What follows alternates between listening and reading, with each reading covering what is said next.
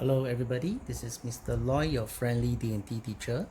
It's been a while since you heard from me or seen me through the training videos. Now, by now, all of you would have actually completed up to page 17, the performance task, presentation drawing or final design. Sketch the chosen idea and render it using color pencils. Now, in your face-to-face lessons thus far, you also learn a little bit about the difference between coloring and rendering. So in short, coloring is basically you just apply the same pressure, you just fill up the shape with color of about the same tone. Unlike coloring, rendering means the consideration of certain elements that's surrounding this object in question. Okay, in this case, it's actually a French curve. All right, as you can see here. So, what is the difference between coloring and rendering? So, coloring, you know a little bit already. Just fill out the shape with color. All right, about same tone. And I use the word tone because if there is a particular direction where the light source is coming, perhaps at my top right hand corner, so you will see that this area nearest the light source and the surfaces that is directly shown by the light source will be lighter in tone. Lighter in tone. Surfaces or corners or edges that's further away from the light source or it is not directly shown by the light will be darker in tone. Darker in tone. So to contrast between light tone and dark tone, simply color as per normal, and where the areas are a little bit darker, that you need darker tone, you color it over a second layer, a second time, or even a third time. Or you can apply slightly harder pressure at the tip of your color pencil on the area that you want to make it darker. So that's a little bit about rendering. Now, of course, there's a lot more that you need to take note of. So let me just introduce you to this bit before we discuss a little bit more about your own toy display stand, all right? So using this French curve as an example, you can see that I came up with a crating, all right? If you look closer, you can see that there are pencil lines here.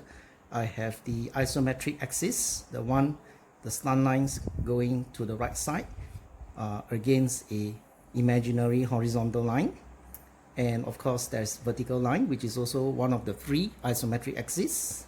And last but not least, the third isometric axis will be a slant line that makes 30 degrees with the imaginary horizontal line towards the left side.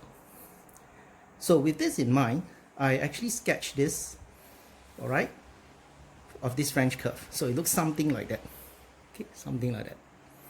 Now, in your previous practice, what you did was that you actually use tracing paper and you trace over onto it either in pencil or in with fine black tip marker pen. The reason being, when you place it below and you apply the color of your choice, so in this case I have a choice of two blue colors, one is dark blue, one is lighter blue, okay? So you can actually see through, okay? Now if you look closer, you might not be able to tell the black lines, even though I use a black tip marker to run over it. So a trick here is that for most of us, our table, our desks are like mine here. You just place another piece of blank A4 paper. Can you see? It is contrasted already. All right, you can see even clearer. Of course, professional artists and whatever, they have those under light coming up, you know, that kind of up light effect, so they can actually see clearer. So what I did was I placed it underneath, and then I came up with the first rendered presentation drawing of this, all right, French curve.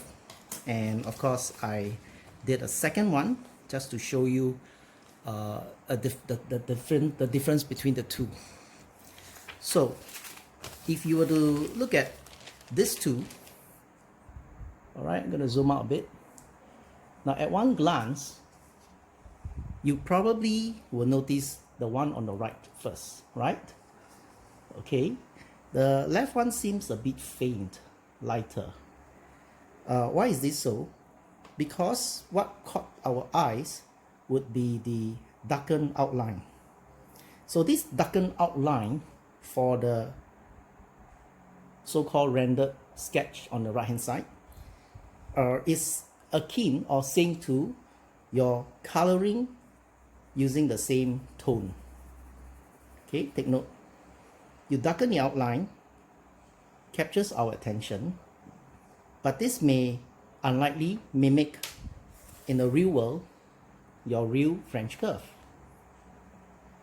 Look at this, the real French curve and the one that has been rendered with darkened outline. So if you darken the outline, certain edge of the real French curve, you can't see that very clearly. You can't see that very clearly. Okay, there are aspects where the light doesn't really hit the edge lines, then you will see it as darker outline. So in other words, if you were to just blindly darken all the outline of this sketch, it becomes less real, right? It looks nicer because it stands out, but is this representing something that's real? Now if you look at the one on the left, which I now bring you to focus, you can see that certain edge, part of the edge is clearly defined, whereas this part here is not so clear. It's like magic, it's disappeared. If you look at the real French curve, based on the lighting in my room here, you can see that the edge line here is clearer, but down here you can't really see, right? I give you some time to look to think about it. Where this part here you can see, because it has this lower area here, so it's clearly defined, and of course it's darker here. Whereas this part here, it kind of like not so dark after all, like so. Okay, now the simple rule applies where there is edge line and where you don't see the surfaces is not directly shown by the light, let's say at the top right hand corner here, then the area or the surfaces will be slightly darker. Okay, so you got to apply a little bit of tonal effects here. Now between these two, all right, I run parallel lines to represent a man-made material, a very flat surface, okay, with parallel lines like so. And of course over here, if you were to study a little bit closer, I hope I get it right, you will probably see a little sparkle here, another sparkle there, right, the one that I covered in a previous training video, and another one here. So remember, you just flick, all right, flick and flick, that kind of thing, right? You can use a straight edge to help you, such as a ruler, and certainly for the parallel lines, all right, to mimic the reflection, the uniform reflection, or rather the reflection of a uniform surface with parallel lines. So this is what I like to highlight to all. Now, in your page or on your page 17, where you sketch your toy display stand, this vertical and this base here, should you draw a line or not? Okay, so I leave you to think about it when I show you another two examples here. Okay, this line that will be thermoform, all right, or any other band lines that will be thermoform, do you draw a line there? Okay, so obviously all this you have to draw because you can see it's clearly defined. Now let's look at the red one. It's a bit dusty. So likewise here, this is the vertical and this is the base support. Do you draw a line there? All right, ask yourself. Last but not least, I show you a white acrylic, the one I used in my class lesson. Do you draw a line in where the vertical and the base meet? Do you draw that line in? Alright? So there's no clear answer to it. Alright? But I would suggest you don't draw the line. You can see this. For this white acrylic, there's no clear defined bend line. Right? When we talk about bend line, we're literally talking about this line that you can see. Okay, we're not talking about bend line. You don't really see this because it's curved in. So what you can do is like this effect. You do a little bit of outlining of the line, but you go light, okay, towards the center. All right, apply that same flicking technique. Likewise here, all right, you don't see a very distinct bend here, right? It's actually curved in. So what you can see is actually reflection of the light. So you probably would want to consider doing the flicking method, all right? But don't draw a uniform line all the way in or outline it with this kind of technique, okay? So it's less real. Now, last but not least, this yellow acrylic, same thing. Between the white and the red, this one is a little bit clearer. That may give you a sense that, yeah, you can actually draw a line. So that's why I said that there's no wrong and there's no right, okay?